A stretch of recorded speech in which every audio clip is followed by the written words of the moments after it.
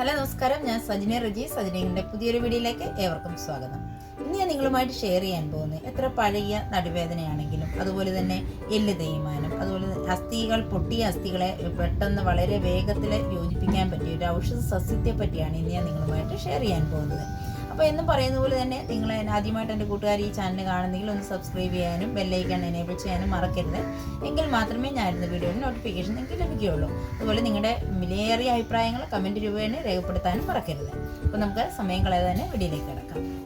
Hello guys, ഇതാണ് നമ്മുടെ അസ്ഥികളെ, അതായത് ഒടിഞ്ഞ അസ്ഥികളെ പൂർവ്വസ്ഥിതിയിലേക്ക് കൊണ്ടുവരാൻ കഴിവുള്ള ഒരു അത്ഭുത ചെടി. ഇതാണ് ഇതിൻ്റെ പേരാണ് ചങ്ങലം പരണ്ട എന്ന് പറയുന്ന ചെടിയാണിത്.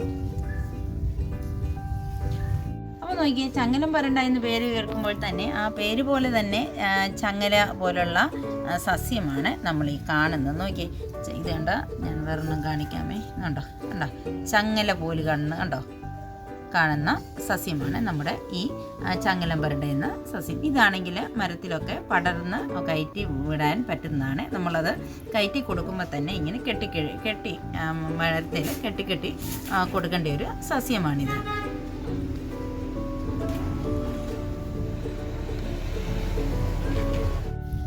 ഈ സസ്യം നടുന്നത് എങ്ങനെയാണെന്ന് ചോദിച്ചാൽ, നമ്മൾ നോക്കിയേ, ഉണ്ട് ഇതുപോലെ ഈ ഭാഗം, ഈ ചങ്ങല പോലെ ഇരിക്കുന്ന ഈ ജോയിൻസ് ഭാഗം ഇങ്ങനെ നമ്മൾ കട്ട് ചെയ്തെടുത്തതിന് ശേഷം നമുക്ക് ഇതൊരു കവറുകളിലോ അല്ലെങ്കിൽ എന്തെങ്കിലും മരത്തിൻ്റെ ചുവട്ടിലോ നട്ട് കൊടുക്കാവുന്ന ഒന്നാണ്. നോക്കി, ഇവിടെ എല്ലാം ജോയിൻസ് ആണ്. കണ്ടോ, ഈ ജോയിൻസ് നമുക്ക് കട്ട് ചെയ്തെടുത്താൽ മതി. കാരണം ഇത് വലിയ പരിചരണമൊന്നും വേണ്ട, ചുമ്മാതെ നിലത്തൊന്ന് കുത്തി കൊടുത്താൽ മതി, ഇത് കിളിർത്ത് വരുന്നതാണ് കേട്ടോ.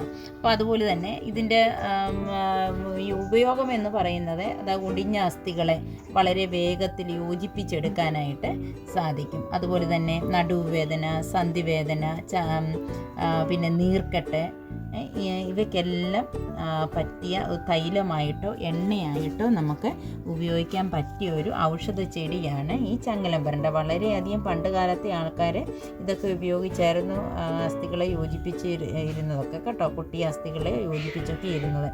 ഇപ്പോഴും അത് പല നാട്ടുവൈദ്യന്മാരൊക്കെ ഇതുപോലെ ചെയ്യാറുണ്ട്. അപ്പം ഇതിൻ്റെ ഇലകളും തണ്ടുകളും എല്ലാം നമുക്ക് എണ്ണയ്ക്കായിട്ട് ഉപയോഗിക്കാവുന്നതാണ്. അതുപോലെ തന്നെ അകത്തോട്ട് ഇത് കഴിക്കാൻ പറ്റും. ഇത് ഞാൻ കേട്ടിട്ടുണ്ട്, നമ്മൾ ചമ്മന്തി അരച്ചും അതുപോലെ തന്നെ തോരൻ വെച്ചും കഴിക്കുന്ന ആൾക്കാരുണ്ടെന്ന് പറഞ്ഞ് കേട്ടിട്ടുണ്ട്. അകത്തോട്ട് കഴിക്കുന്നത് നല്ലതാണ്. അപ്പോൾ നമ്മുടെ എണ്ണ ഇത് കാച്ചുന്നത് തൈലം ഉണ്ടാക്കാനായിട്ട് ഇതിൻ്റെ ഈ തണ്ടുകളും ഇലകളും ഒക്കെ ഉപയോഗിച്ച് ചതച്ചിട്ട് നല്ലെണ്ണയിലാണ് നമ്മൾ എണ്ണ കാച്ചി വേദനയുള്ള ഭാഗത്തൊക്കെ നമ്മൾ പുരട്ടി കൊടുക്കുന്നത് കേട്ടോ. അപ്പം അങ്ങനെ നമുക്ക് ചെയ്താൽ വളരെയധികം വേദനയ്ക്ക് വളരെയധികം കുറവുണ്ടായിരിക്കും. അതുപോലെ തന്നെ എല്ല് പൊട്ടിയ എല്ലുകളെ യോജിപ്പിക്കാൻ പറ്റുന്ന ഔഷധ ചെടിയാണെന്ന് പറയുന്നത്. ഇതിനെ ബോൺ സെറ്റർ എന്ന പേരിലും അറിയപ്പെടുന്നതാണ്. നോക്കിയേ, വളരെയധികം ഔഷധ ഗുണമുള്ളതാണ്. പിന്നെ തലമുടി വളരാനും ഇത് ചതച്ചിട്ട് എണ്ണയിൽ കാച്ചിയെടുത്താൽ നല്ലതാണെന്ന് പറയപ്പെടുന്നു. ഞാൻ ഇതുവരെ അത് ചെയ്തിട്ടില്ല. എനിക്കൊരു കേട്ടറിവ് മാത്രമേ ഉള്ളൂ കേട്ടോ.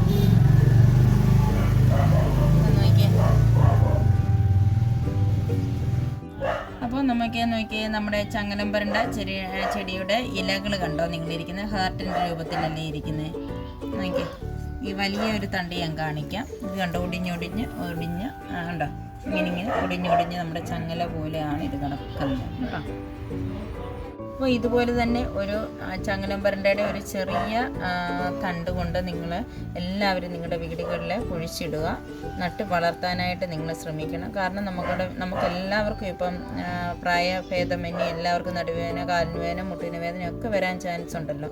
അപ്പം ഇത് നമുക്ക് എണ്ണ കാച്ചി നമ്മൾക്ക് പുരട്ടി കൊടുക്കാവുന്നതാണ്. അപ്പം നിങ്ങളെല്ലാവരും ഇതുപോലെ ഒന്ന് നട്ട് വളർത്താനായിട്ട് ശ്രമിക്കുക കേട്ടോ.